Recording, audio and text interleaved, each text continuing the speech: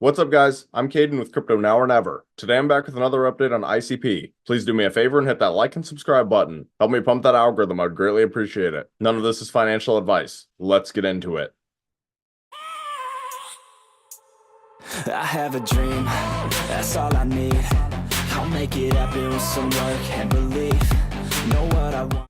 Alright, so at the moment, the Crypto Fear and Greed Index is actually sitting at 45, which is neutral. And this is a lot better than where we have been. We're getting a lot closer to that fearful region. And if you look throughout history, usually you're wanting to accumulate crypto down in these levels. Now, if you look at Bitcoin, we did actually get a little bit of a short squeeze overnight. We're back up to 61,500. But even with Bitcoin moving a little bit, there are still a lot of fantastic deals in the crypto market. And obviously one of my favorites is ICP, which is currently the 25th largest cryptocurrency. And they're currently trading at a price point of $7.99 with a market cap of 3.7 billion. Now, if you look at the 1 month chart for ICP, it's currently down 34%. So if you guys are looking to buy the dip on ICP, I recommend using Binance or Coinbase. I think those are the two easiest centralized exchanges to use.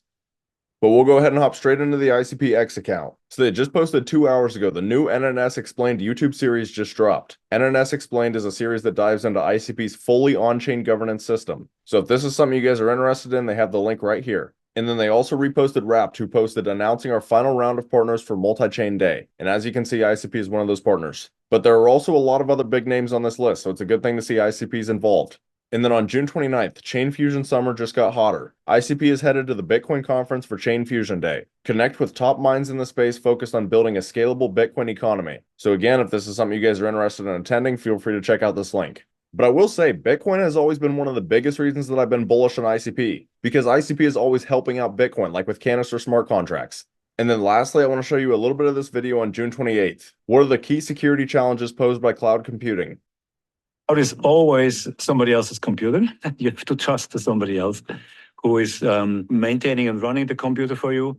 In a decentralized computing environment, you can benefit from more resilience through the multiple constituent parties that make up the system. The real issue is with the intransparency that you have and also with the poor security defaults that our established vendors give us. There's also a certain mismatch between what we need in the industry and what the vendors give us. And then that in combination with the fact that there's regulatory pressures in the industry and the contractual ramifications of these millions of services and the actual execution locations are often so poorly understood and documented, right?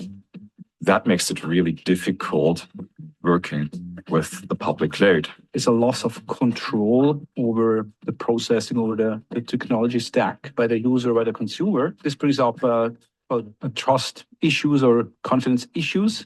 So it needs to be established how to build or establish this trust with an external service provider, supplier. So as you can see, ICP is working to solve a lot of major issues.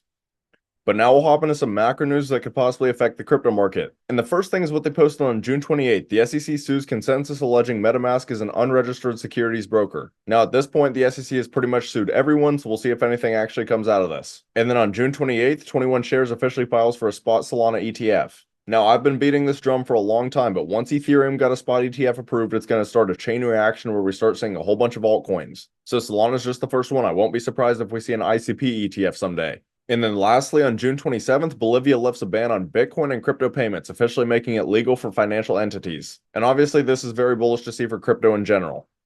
But while we're on X, you guys should come over and follow my account, at Crypto Now or Never. I post on here pretty much every single day. And then I would also like to take a moment to talk about my private Discord through Patreon. So at the current moment, I have 3 different tiers, and there are many benefits to joining my Discord. For example, you guys will get closer access to me, and you guys are going to be able to track the cryptos that I'm personally buying, selling, considering buying, and even the cryptos that I currently hold. But we've been making some enormous gains recently. For example, I called Trump on base at a $73,000 market cap, and it ran up to over a $17 million market cap. That is over a 200x. So if this is the kind of thing that sounds interesting to you, I have the link right here on my YouTube homepage. We're building a very strong community. I'd love to have you guys in here.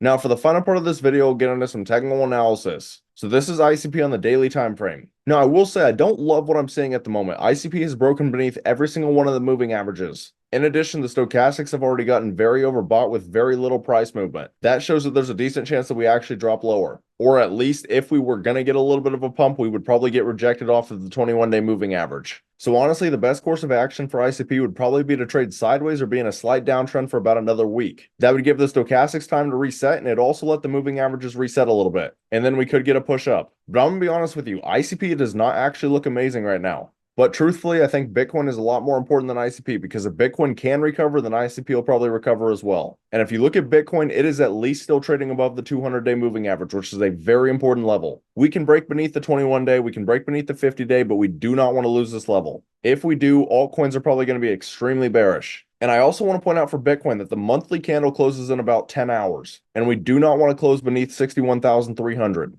So by the time you guys are watching this video, you'll know whether or not we did. But if we can hold that level, then it's pretty bullish for Bitcoin. Or at least it's not super bearish. But honestly, I wouldn't be surprised if Bitcoin just trades sideways for a little while, because it'd give the moving averages time to get tight. And usually when you have tight moving averages, that's when you see a huge move. But at the end of the day, just remember, crypto is still an extremely volatile asset class. Anything can happen.